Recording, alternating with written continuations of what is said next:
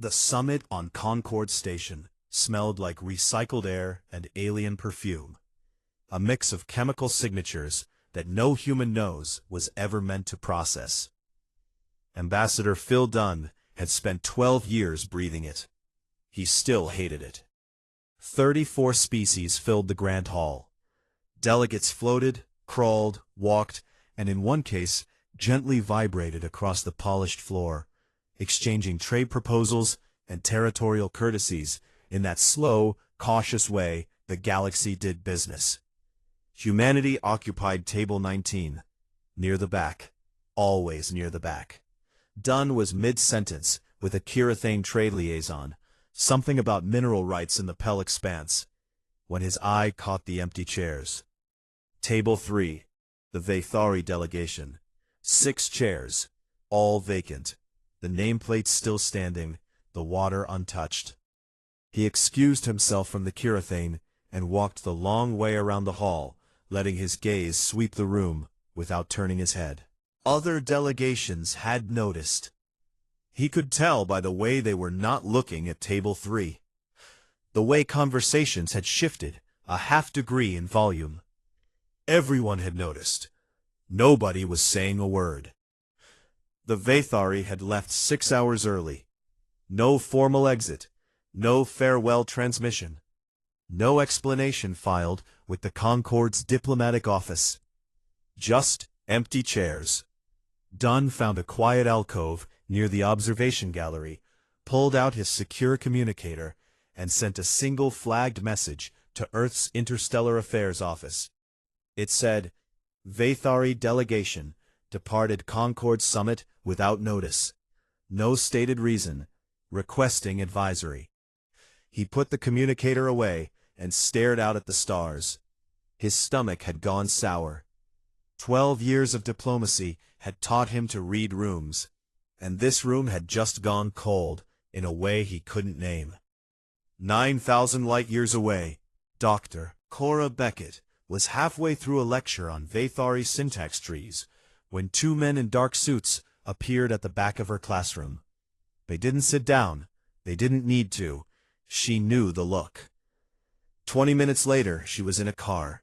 40 minutes after that, she was underground, in a facility that didn't have a name on any map, sitting in front of a console, displaying a signal that made her forget to breathe.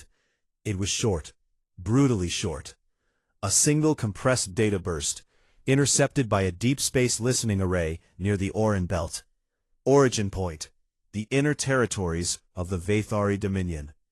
The signal was not encrypted. That was the detail that pinned itself to the inside of her skull and would not let go. The Vathari encrypted everything. Their grocery transmissions were encrypted, their weather reports were encrypted. A species that had conquered star systems for 10,000 years did not send open signals, unless they wanted it heard. Beckett worked for 7 hours. She ate nothing, drank 4 cups of coffee that went cold before she touched them. The Vathari linguistic structure was layered, meaning nested inside meaning, context reshaping grammar, but this signal was stripped bare.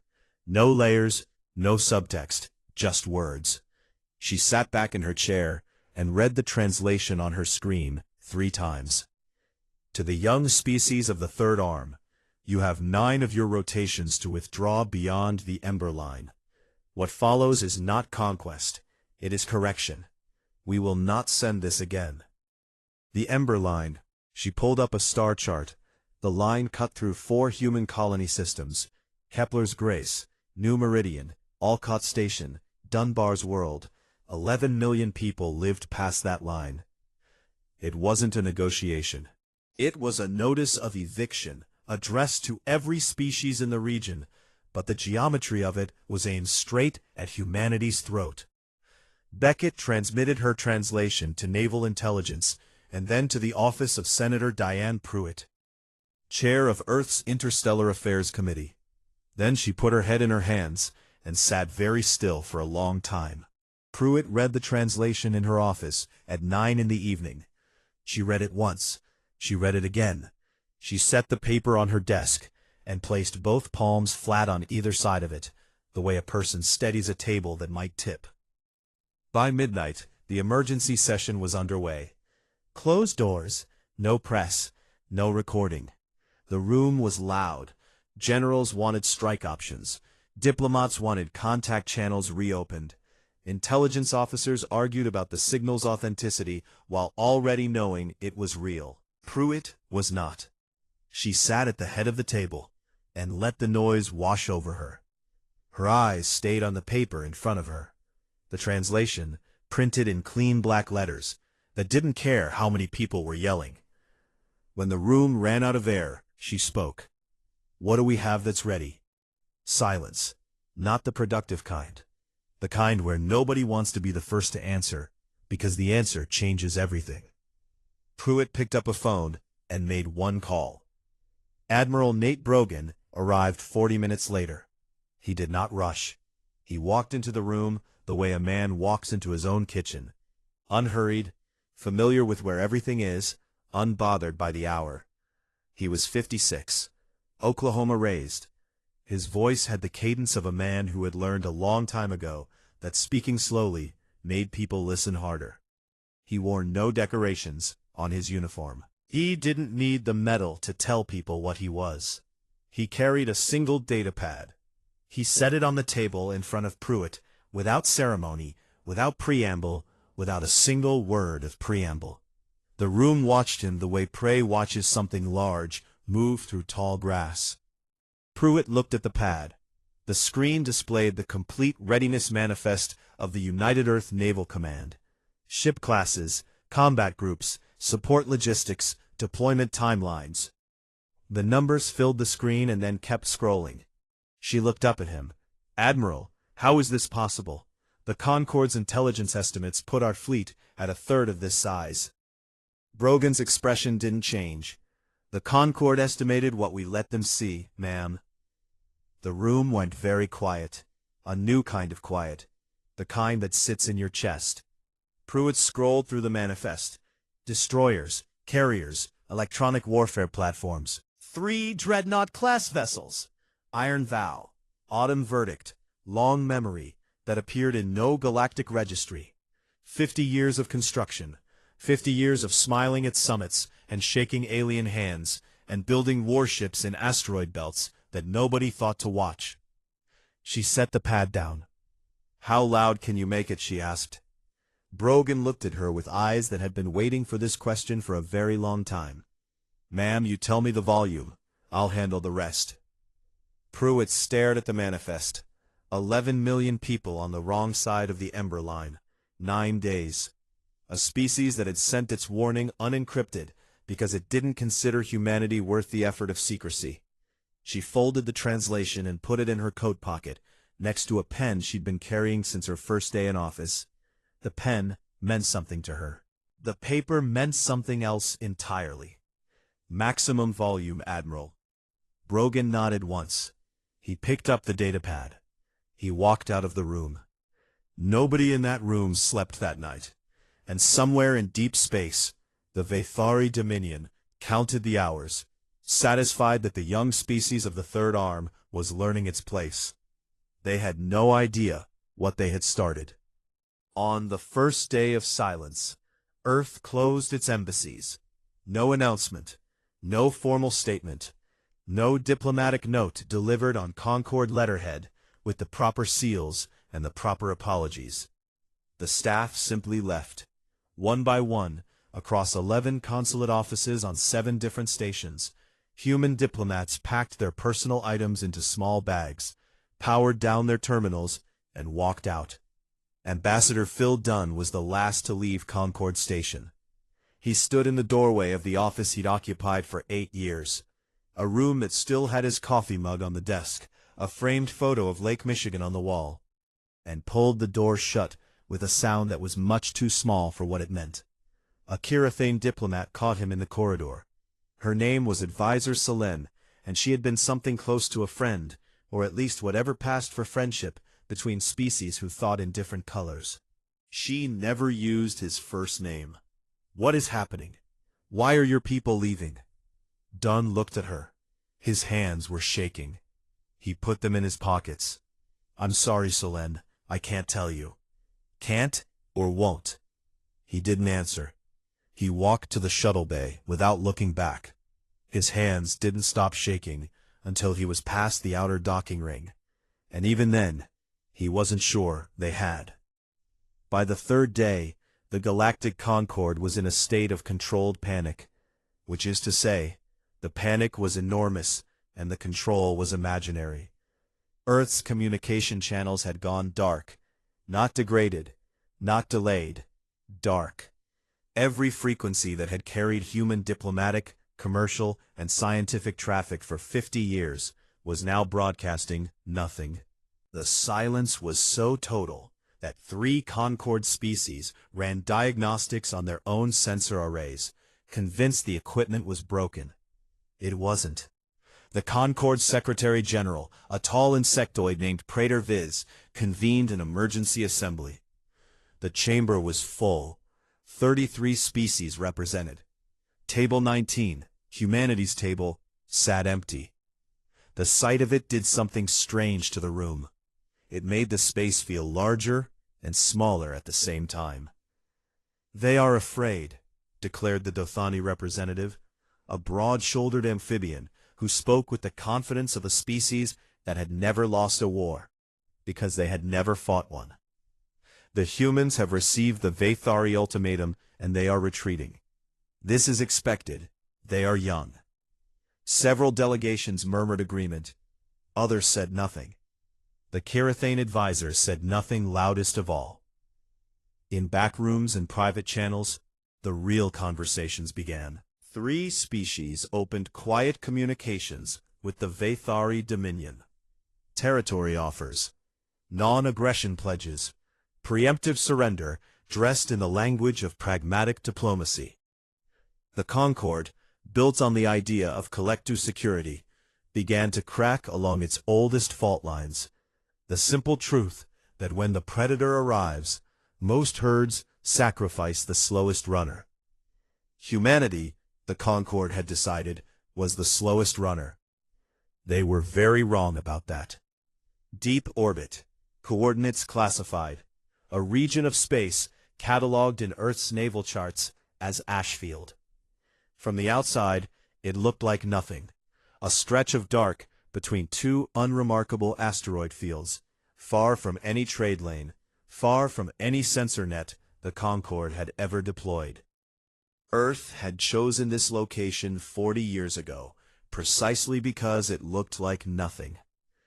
It was everything. Admiral Nate Brogan stood on the command deck of the UES Iron Vow and watched his fleet assemble through the tactical display. The holographic projection filled the room with blue light, hundreds of ship markers pulling into formation like pieces of a machine the galaxy didn't know existed. Carrier groups, destroyer wolf packs, electronic warfare frigates, long-range strike cruisers, logistics trains that could sustain combat operations for months without resupply. And at the center, the 3 dreadnoughts, Iron Vow, Autumn Verdict, and Long Memory, each one a cathedral of steel and fury that existed in no public record. 50 years. That was how long humanity had been building this. Not in response to the Vathari warning. In response to everything. 50 years ago, Earth had entered the galactic community. A young species, a small fleet, eager to belong. And the galaxy had welcomed them the way an old neighborhood welcomes a new family, with smiles that measured property value and conversations that established pecking order. The Dothani called them the brief ones. The Vathari didn't call them anything at all. At summit dinners, human delegates were seated last, and served with the slight delay that said more than any insult could. Earth smiled. Earth shook hands. Earth signed trade agreements, and cultural exchanges, and non-aggression pacts. And Earth built, quietly, in places nobody watched, with resources nobody tracked. A government decision made in a closed room by people whose names never appeared in any headline. A decision that said, "We will never sit at the back of the room. because we have no choice. If we sit there, it will be because we chose to, and when we stand up, every species in this galaxy will feel the floor move. Brogan had been a lieutenant when the first keels were laid at Ashfield. He was an admiral now. The fleet was ready. Commander Leela Marsh ran simulations at her tactical station the way a pianist runs scales, with the kind of repetition that looks like boredom, but is actually the opposite. Her fingers moved across the display, cycling through Vathari attack formations, Earth counter-responses, and probability matrices that branched into thousands of outcomes. She'd been at it for 19 hours. Her coffee sat on the console, cold and forgotten. She didn't care about the coffee. She cared about the gap in the Vathari crescent formation at the 40-degree axis, a structural weakness in their 10,000-year-old doctrine that nobody had ever exploited, because nobody had ever survived long enough to try. She marked it, filed it under a folder she'd named Birthday Presents. Brogan appeared behind her. He looked at her screen. "How bad?" he asked. "Their fleet is bigger than ours, older, more experienced." She pulled up the comparison. "We're outnumbered roughly 3-2 in tonnage. And they've been fighting the same way for 10,000 years. They're a museum piece, sir. A very large, very dangerous museum piece, but a museum piece." She tapped the gap on the screen. "They don't adapt. They don't have to. Nobody's ever made them. Until now. Until now." Aboard the UES Dead Psalm, a destroyer positioned at the fleet's forward edge, Captain Greg Holloway gathered his crew in the mess hall. 312 people, young most of them, engineers and gunners and medics and pilots, who had trained for something they'd been told might never come. It had come. Holloway didn't give a speech. He pulled out a printed copy of the Vathari warning, the actual words, translated into English, and read it aloud. His voice was steady, his accent pure East Texas, the kind of drawl that made everything sound like it had already been decided. "You have 9 of your rotations to withdraw beyond the Ember Line." He folded the paper.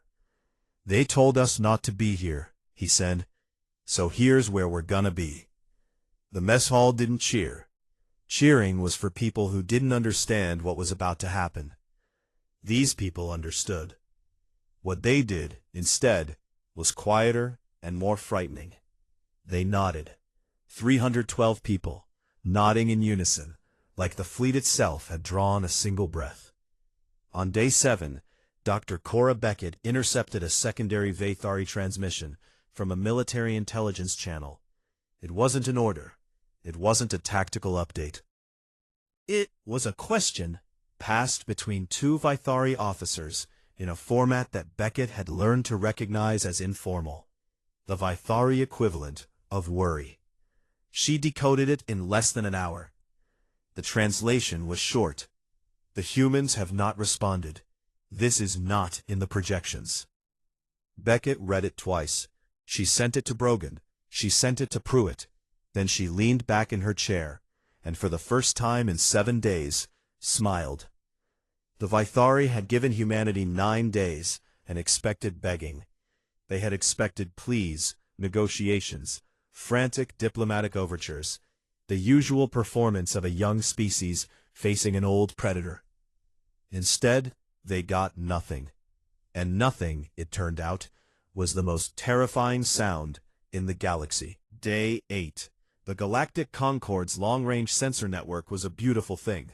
12,000 relay stations spread across 600 light-years of space, each one feeding data into a central array on Concorde Station that could detect a freighter's engine signature from half a sector away. The network had been built over centuries. It was the Concorde's pride, its proof that civilization was watching. At 0347 Galactic Standard Time, every single relay station in 11 sectors screamed at once. The sensor operators on Concorde Station saw it first. A wall of contacts appearing on the display, so dense that the software flagged it as a system error. A technician ran diagnostics. Another technician ran a second set. A third technician simply stood up from his console and said a word in his native language that translated roughly to, "Oh no." It wasn't an error. Across 11 sectors of space, in a coordinated jump, covering more distance in a single moment than most species had traveled in their entire history, the United Earth Naval Command dropped out of faster-than-light transit. The display on Concord Station turned white with contacts, then blue, as the software caught up and began sorting them. Destroyers, cruisers, carriers, electronic warfare platforms, logistics ships, strike frigates. And at the center of the formation, 3 signatures so massive that the system classified them as orbital installations before a manual override corrected the error. Not stations. Ships. The UES Iron Vow. The UES Autumn Verdict. The UES Long Memory. 3 dreadnoughts that had never appeared in any galactic registry, any intelligence report, any diplomatic briefing. 3 ships that, according to every record the Concorde possessed, did not exist. They existed now. On Concord Station, the Grand Hall filled within minutes. Delegates arrived in various states of undress and composure, pulled from sleep cycles and private meetings by alerts that wouldn't stop pulsing. The central display, a massive holographic projection that normally showed trade routes and weather patterns, now showed the human fleet. Nobody spoke for a long time. The Dothani representative, who 3 days earlier had called humanity the brief ones, stared at the display with his mouth open. His species didn't technically have mouths that opened in the human sense, but the translator conveyed the sentiment. Prater Viz, the Concorde's Secretary General, stood at the podium and gripped its edges. His insectoid eyes moved across the display, counting ship classes, calculating tonnage, running numbers that kept arriving at answers he didn't want. "This is not possible," he said, though the words came out as a question. Advisor Selene of the Kirathane stood near the back of the hall. She was not looking at the display. She was looking at the empty chairs at table 19. And she was doing math of a different kind. The kind that calculated which side of history her species wanted to stand on. She left the hall. 20 minutes later, the Kirathane Defense Ministry transmitted a message to Admiral Brogan.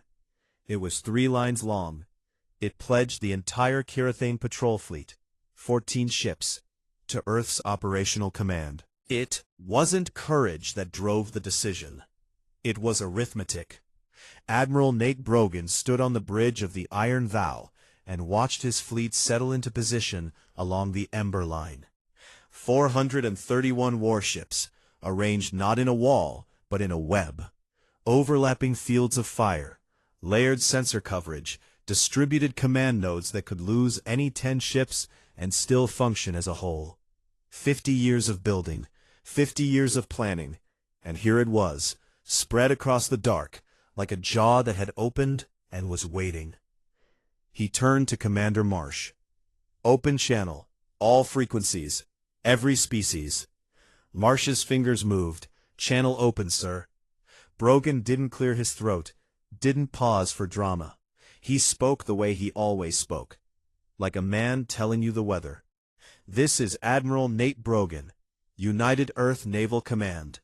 We received your warning, Overmind Sethrak. We used them well." He let that sit for a moment. Across the galaxy, in war rooms and council chambers and listening posts, billions of beings leaned closer to their speakers. "Our fleet is now positioned along the Ember Line. We are not withdrawing. We are not negotiating. If your ships cross this line, we will dismantle them. You will not receive a second courtesy from us either." He nodded to Marsh. She closed the channel. The bridge was quiet. Brogan looked at the tactical display one more time, then walked to his chair and sat down. He didn't say anything else. He didn't need to. On Concord Station, the silence after Brogan's broadcast lasted 11 seconds. Then the room fractured. Delegations erupted. Some in outrage, how dare the humans hide this capability? Some in awe, how did the humans hide this capability? The Dothani representative was speaking very fast about treaty violations. Nobody was listening to him. Ambassador Phil Dunn stood near the observation window. He had returned to Concord Station an hour before the fleet jumped, on Pruitt's quiet instruction. "Be there when they see it," she told him.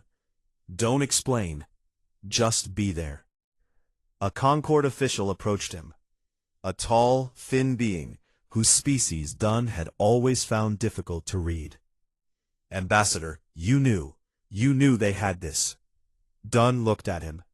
12 years of dinners and handshakes and being seated last. 12 years of the brief ones. 12 years of patience that looked like weakness because the galaxy couldn't tell the difference. He said nothing. His face said everything. In the deep dark beyond the Ember Line, the Vathari Armada held position. 1,100 warships, ancient designs refined over millennia. Weapons that had broken civilizations before humanity had learned to make fire. Overmind Sethrak received Brogan's broadcast in his command chamber, a vast, dim room at the heart of his flagship, the Dominion's teeth. He listened to it once, then again. Sethrak was old, even by Vathari standards. He had commanded fleets before most human nations had existed. He had broken the Pelori hegemony. He had ended the Crystalline Rebellion. He had conducted 17 corrections across 4,000 years, and in every single one, the target species had done exactly what prey does. They ran, or they begged, or they froze. The humans had done none of these things. They had gone silent, built in the silence, and now they were standing on the line he had drawn and telling him to come and try. He was not afraid. Fear was a chemical response that Vathari military conditioning had removed centuries ago. But he was recalculating, and recalculation, for a being who had not needed to recalculate in 3,000 years, felt uncomfortably close to the same thing. He summoned his tactical council. They studied the human fleet's composition with the careful attention of predators examining unfamiliar tracks. "Their formation is irregular," noted Fleet Commander Dravik. "No central axis, no command node we can identify. They have distributed their strength across," he paused, counted again, "across 47 independent clusters." "Autonomous?" Sethrak asked. "It appears so. Each cluster operates on its own decision loop. There is no single point of failure." Sethrak sat with that for a long time. Every species he had ever corrected had organized their defense around a center, a flagship, a command station, a leader. Kill the center, and the body dies. It was the oldest principle in warfare. The humans had thrown it away. "What do we know about their dreadnoughts?" he asked. "Nothing, Overmind. They do not exist in any intelligence file." "They exist now." "Yes, Overmind, they do." Sethrak looked at the display showing the Ember Line. 431 human ships, arranged in a pattern his tactical computers couldn't classify because the pattern was not in any database. It was new. He opened a channel to his fleet commanders. His voice carried the weight of a species that had written the rules of galactic warfare. "The correction proceeds, but adjust formations. The prey has claws we did not account for." Aboard the UES Dead Psalm, Captain Greg Holloway stood at the forward viewport and looked out at the dark. Somewhere on the other side of that dark, 1,100 Vathari warships were deciding what to do about 431 human ones. Commander Marsh had offered him a position deeper in the formation, safer, more protected. He'd turned it down. "Someone's got to be the front door," he'd said. "Might as well be someone who doesn't mind the knock." His crew went about their preparations with the focused calm of people who had trained for this their entire careers.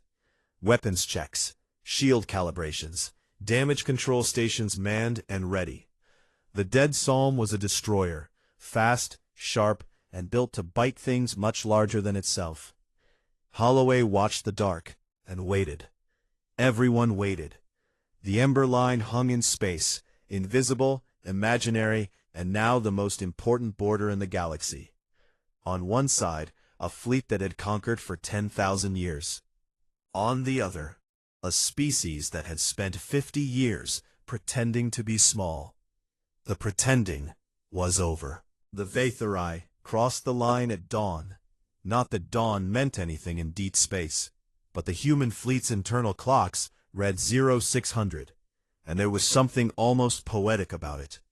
A species that had been ending civilization since before humans had agriculture chose breakfast time to begin. They came in the crescent.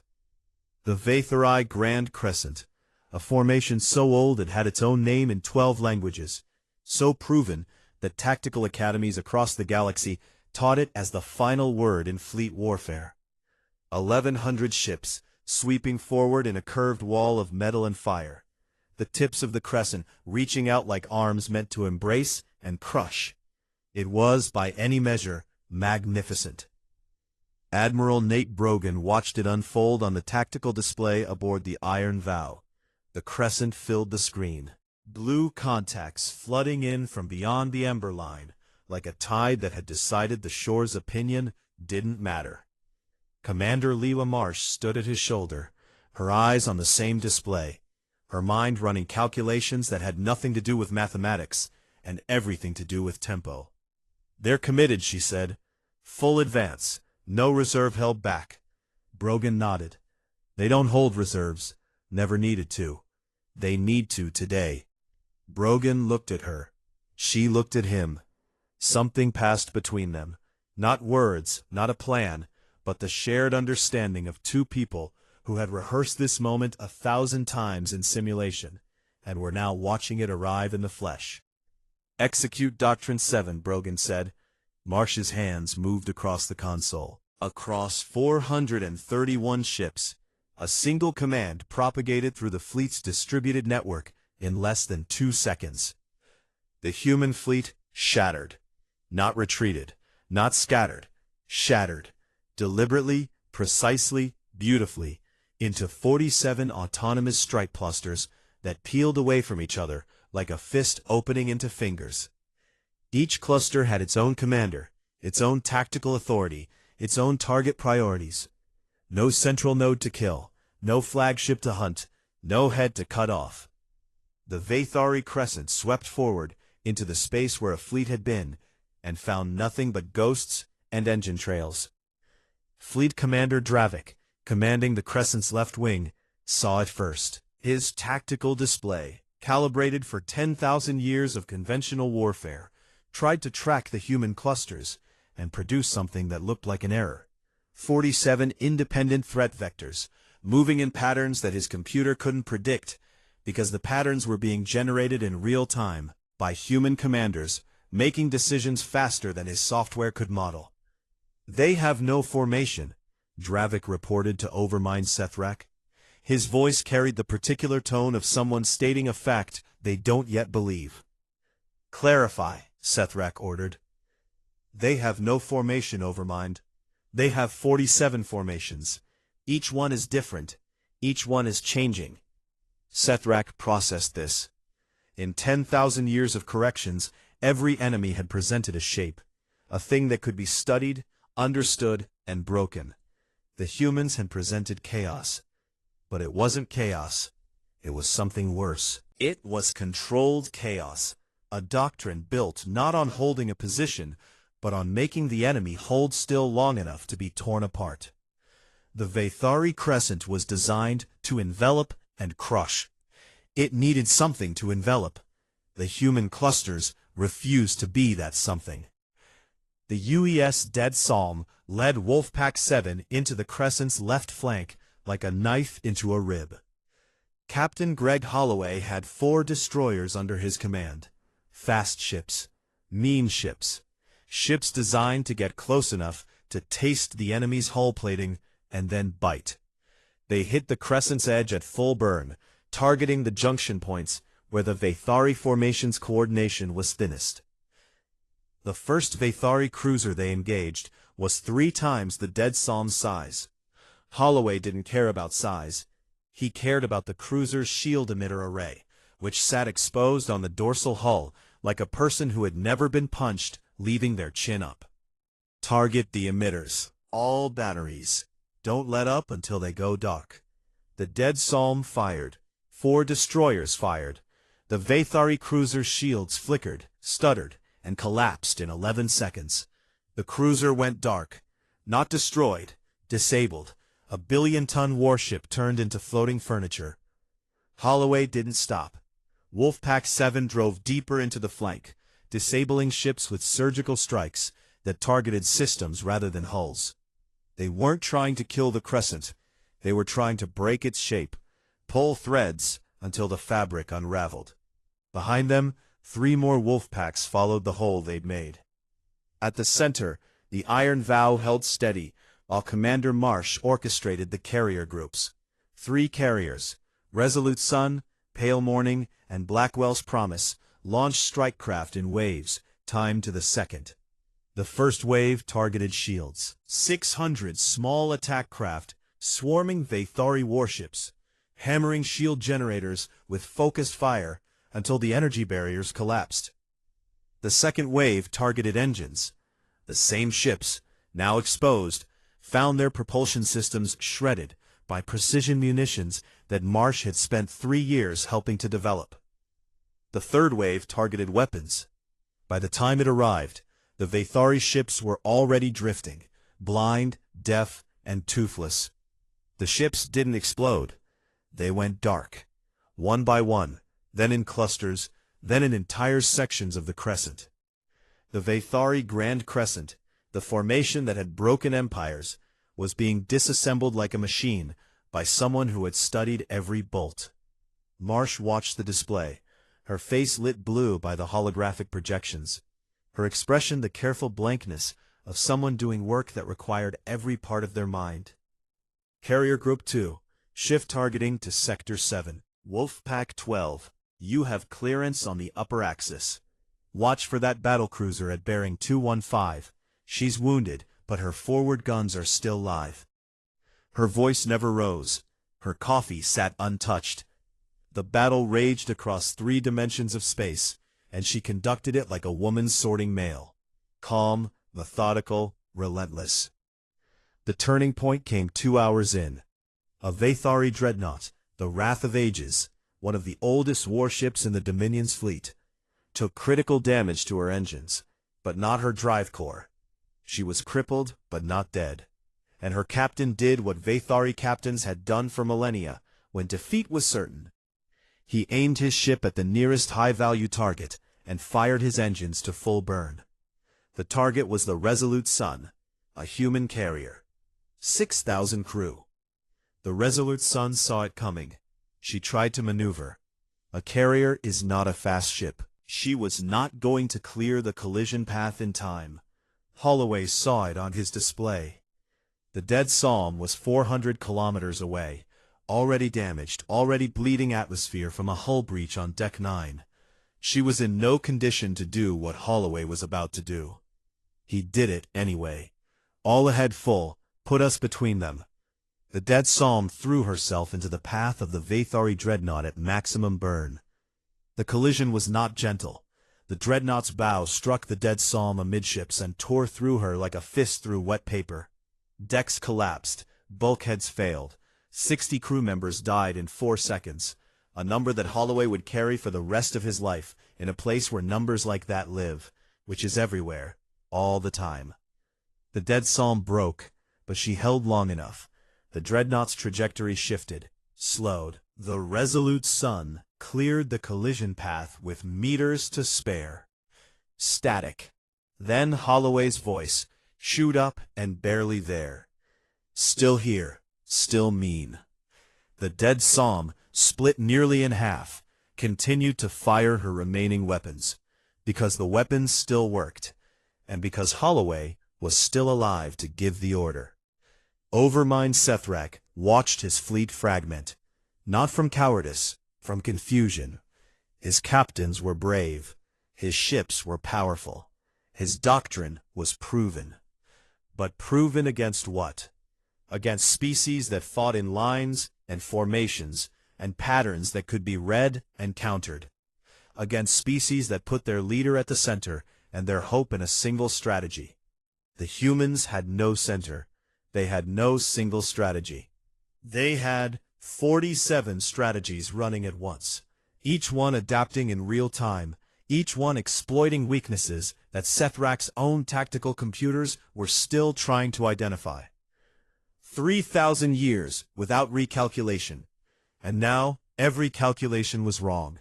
His fleet had lost 30% of its fighting strength. Not destroyed, disabled. Dark ships drifting in fields of debris, their crews alive, but their systems dead. The humans weren't trying to kill his fleet. They were trying to silence it. There was something almost respectful about it, and something deeply terrifying. Sethrak stood in his command chamber and made a decision that no Vathari overmind had made in 10,000 years. All ships, disengage, withdraw beyond the Ember Line. The Vathari fleet, battered, confused, and for the first time in its ancient history, outfought, turned and pulled back. Sethrak transmitted one final message to his fleet commanders. It was not long. Vathari did not waste words on defeat. We gave them a warning. They gave us an answer. Disengage. The Ember Line held.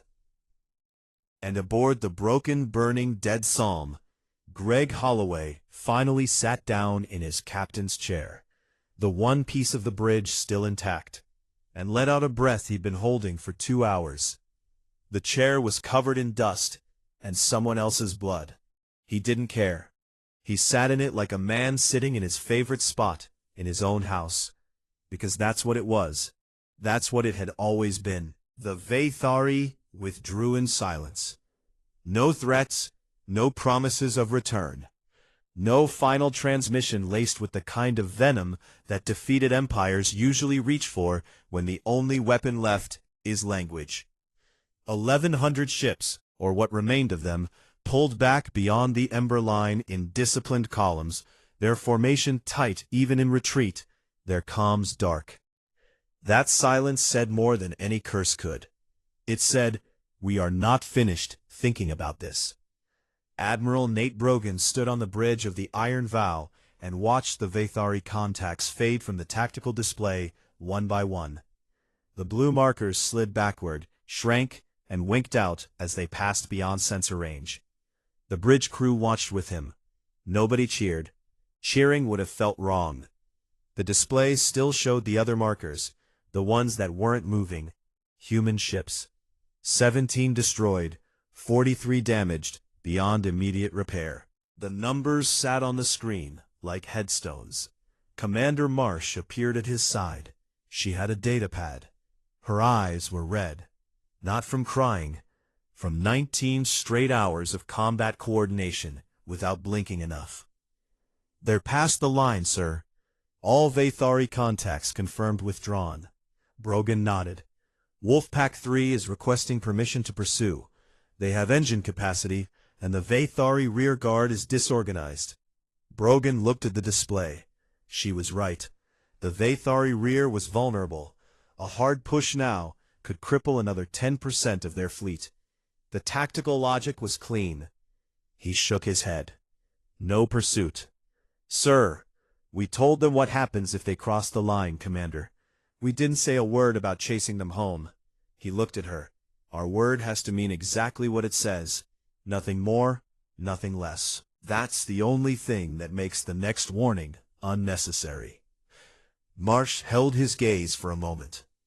Then she nodded, turned to her console, and transmitted the order. The fleet held position along the Ember Line. The door was closed. It would not be opened to chase ghosts. The UES Dead Psalm limped into Ashfield's repair dock, looking like something that had been fed through a machine designed to make smaller things out of large things. Her hull was split along the midsection. 3 of her 4 engine pods were gone. The port side was open to space for a stretch of 40 meters, sealed only by emergency force barriers that hummed and flickered in a way that inspired no confidence. She moved under her own power, only in the loosest definition, 2 maneuvering thrusters and stubbornness. Captain Greg Holloway walked off his ship under his own legs. This was a point of pride. His left arm was in a temporary splint. His uniform was scorched across the shoulders and stiff with dried coolant. He smelled like a fire in a machine shop. A medic met him at the dock. Young woman, calm eyes, the kind of steadiness that medics develop because someone has to be steady when everyone else is falling apart. "Captain, we need to get you to medical. That arm needs... My crew first. My crew first." She looked at him. He looked at her. She nodded and led the wounded crew off the ship in a line that took 20 minutes to clear. Holloway stood at the dock entrance and watched every single one of them pass. Some walked, some were carried, some were in bags. When the last stretcher cleared the gangway, Holloway turned and looked back at the dead Psalm. His ship, the thing he had broken to save 6,000 people on the Resolute Sun. The medic returned. "Captain, how are you feeling?" He stared at the wreckage. A broken spine of metal that somehow still had lights on inside. "Ask me tomorrow," he said. "I'll have an opinion by then." Senator Dianne Pruitt addressed Earth's government in a closed session. No cameras, no live feeds, no press pool waiting in the corridor. The room held 42 people, senators, military advisors, and intelligence directors, and it held them in a quiet that felt different from the quiet before the war. That quiet had been anticipation. This one was something else. Pruitt stood at the podium. She wore the same coat she'd worn the night Brogan had shown her the fleet manifest. The same pen was in the pocket. A different piece of paper sat beside it now. She unfolded the paper. It was the casualty list. She read every name. Not ranks, not ship assignments, not ages or hometowns or years of service. Just names, first and last, one after another. The room listened. Some looked at the table. Nobody looked at each other. It took 40 minutes. When she finished, she folded the paper, put it in her coat pocket, the same pocket, next to the pen, and placed both hands on the podium. "That's what it cost," she said. "Remember the price the next time someone calls us young." She left the podium. The session continued without her. It didn't need her anymore. The names were in the room now, and they would do the work that speeches couldn't. On Concord Station, the political landscape had flipped so hard it left marks. Species that had spent 50 years patting humanity on the head now sent delegations with gifts and treaties and the kind of deep, formal respect that only shows up after someone has watched you do something they cannot explain. The Dothani sent a trade envoy. The Pelori offered a mutual defense pact. 3 species that had quietly opened surrender talks with the Vathari during Earth's silence now pretended those talks had never happened. Ambassador Phil Dunn received them all. He sat at table 19, humanity's table, near the back of the Grand Hall, and he received them there because the location no longer meant what it used to mean. The back of the room was no longer the back of the room. It was wherever Dunn was sitting. Advisor Selene of the Kirathane came last. She sat across from him, and for a long time, neither of them spoke. "Your 14 ships fought well," Dunn said. "They followed your fleet's lead. It was not difficult to know which direction to point." A pause. The hum of the station. The distant sounds of a galaxy rearranging itself. "Phil, is this what you wanted? This?" She gestured at the delegations, the gifts, the line of species waiting to speak with the human ambassador. "Some come with fear." Dunn looked at the line. 12 years he'd spent building bridges, shaking hands, sitting last and smiling first. And now the galaxy looked at humanity and saw something new, something that could not be unseen. I know, he said. He wasn't sure which was worse. Dr. Cora Beckett decoded the final Vathari transmission on a Tuesday. It wasn't military. It wasn't diplomatic. It was cultural. An entry added to the Vathari Imperial Archive, the species' living record of every civilization they had encountered across 10,000 years of dominance. The entry was short. The Vathari, for all their age and arrogance, were efficient with their history. Beckett translated it in under an hour. Previous classification of humanity: minor territorial species, short-lived, limited threat capacity, standard correction protocol applicable. Revised classification: do not provoke, do not corner, do not warn. Beckett stared at the translation for a long time. Then she sent it to Brogan, then to Pruitt, then to Dunn. Then she closed her laptop, walked out of the facility, and stood in the parking lot under a gray sky, and breathed air that tasted like rain and asphalt, and nothing at all like recycled station atmosphere. Her hands were shaking. They had been shaking on and off since the night she'd first decoded the warning. She didn't think they would ever fully stop. She breathed. The sky was wide and ordinary, and didn't care about ember lines, or fleet manifests, or 10,000-year-old empires learning new words. It helped anyway. Admiral Nate Brogan returned to Earth 3 weeks after the battle. The fleet stood down in stages, combat groups cycling through Ashfield for repair and resupply before returning to their hidden stations in the asteroid belts and deep orbit berths where nobody watched. The galaxy was watching now. But by the time they looked, there would be nothing to see. That was the point. That had always been the point. Pruitt met him at the orbital dock. She looked tired. The coat was the same one. The pocket was heavier. "Will they come back?" she asked. Brogan considered the question. He took longer with it than she expected. He was not a man who answered quickly when the answer mattered. "Not in our lifetime, ma'am. Maybe not in theirs." She nodded. She didn't ask anything else. Some answers closed doors, and this one had closed enough. Brogan returned to the Iron Vow for the last time before she entered dry dock. The ship was powering down. Corridors that had hummed with energy and combat readiness were going quiet, deck by deck, the great vessel settling into sleep. He sat in his quarters. The lights were off. He didn't turn them on. On his desk, pinned under a glass of bourbon he'd poured but not yet touched, was the original decoded warning, printed on paper. The same words Beckett had translated in that underground facility a lifetime ago. "You have 9 of your rotations to withdraw beyond the Ember Line." He read it one more time. 9 days. They had given humanity 9 days and expected surrender. Expected the young species to fold, to beg, to retreat behind a line drawn by older hands.